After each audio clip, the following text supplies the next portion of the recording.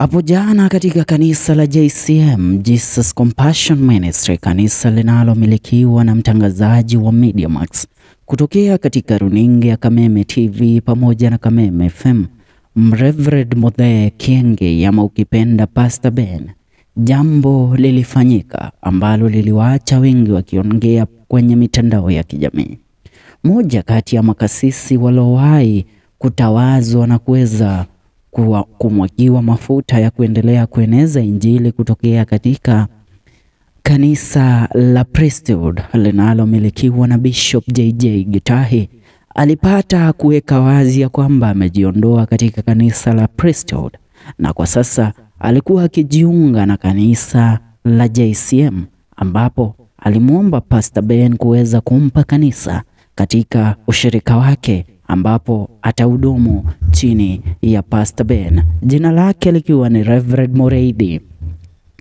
Na jambo ambalo liliweza kuonekana ni kwamba wengi waliweza kutaja kwamba Murithi kuweza kuondoka katika kanisa la Bishop JJ Gitahi na kujiunga na kanisa la JCM ni moja kati ya mambo ambayo yataanzisha mvutano na vurugu baina ya Muthee Kiengei na Bishop JJ. Moja kati ya watu ambao walichukua jukumu la kuweza kuongelea jambo hili katika mitandao ya kijamii ni ikiwemo mfanyabiashara na muuzaji wa mashamba kutokea katika kampuni ya Meuda Didiraga Negoro Egiaga Kenywa Wairato, ambaye ni mmiliki wa kampuni ya Maono Lands Limited, moja kati ya kampuni kubwa sana na pia mkubwa wa tume ya ushirikiano wa mashamba hapa nchini Kenya. Aliweza kusema hivi: uhoro wa Rev Murithi guthamira kanitha wa JCM ti uhoro wako makania tondu tekira abuathi. This gospel is not about competition, is all about fulfilling the purpose. Kenywa Wairato alikuwa anamaanisha kwamba sio ushindani wakati Rev Murithi anaondoka katika kanisa lake Bishop JJ Gitahi pamoja na kuelekea katika kanisa lake Rev Ben. Kumbuka kulikuwa na mvutano wa kutoka kitambo ambapo ilisemekana ya kwamba kuna sitofahamu na kutoelewana baina ya makasisi wote wawili, ikiwa ni Rev Ben na Bishop JJ Gitahi. Ila fununu zile na paruanja zile ambazo zilikuwa zikienezwa kama propaganda kwenye mitandao ya kijamii zilipata kuzimwa kwa umbali, lakini ukweli utasalia ya kwamba nitasema kama jinsi ambavyo wahenga wanatuambia kila kukicha, lisemo walo lipo na kama halipo lijiane laja basi litarajie. Hivyo Kenywa Wairato alidhibitisha kwamba kuna mvutano na kuondoka kwake Rev Murithi. Acha nikupe kisa kidogo kuhusiana na huyu kasisi. Alianza kuweza kuongoza mambo ya ibada chini yake Bishop JJ Gitahi, na ukweli ni kwamba huyu mtu, kama jinsi ambavyo tunasemanga watu wana vipaji vya uimbaji, utangazaji na mengineo, uchezaji mpira, basi itabidi ukubaliane na mimi huyu mtu jinsi ambavyo anahubiri. Maana nimemsikiza mara nyingi Rev Murithi chini ya kanisa la Priesthood.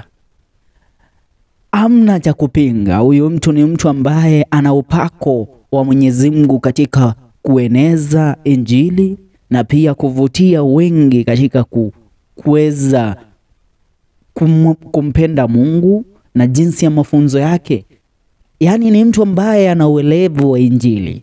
Hivyo ni pigo kubwa sana kwa kanisa la Priesthood kuweza kumpoteza kasisi huyu kwa kanisa la JCM.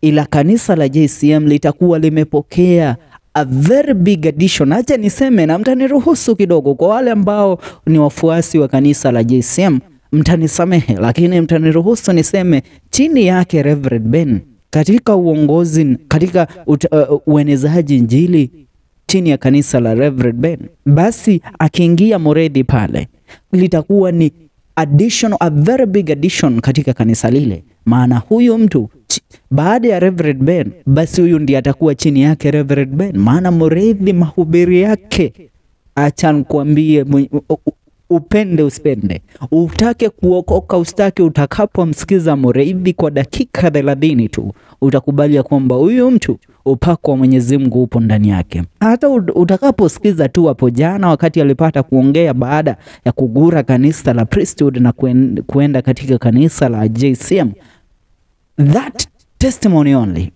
inaweza kuvuta kuweza kumfuata Murithi mahali ambapo ameenda. Ila Reverend Ben hajapata kuongea kuhusiana na hili. Bishop JJ hajapata kuongea kuhusiana na hili, ila watu kwenye mitandao ya kijamii, fununu, paruanja, mengi yanasemwa, mengi yanaongewa. Ila itasalia kwamba it's a very big win for Reverend Ben and the whole JCM church at large.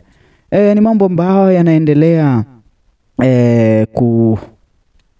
kuongelewa katika mitandao ya kijamii kwa sasa, na kuomba tu upate kusubscribe ndani ya FM Show KE, tuungane katika video zetu zijazo.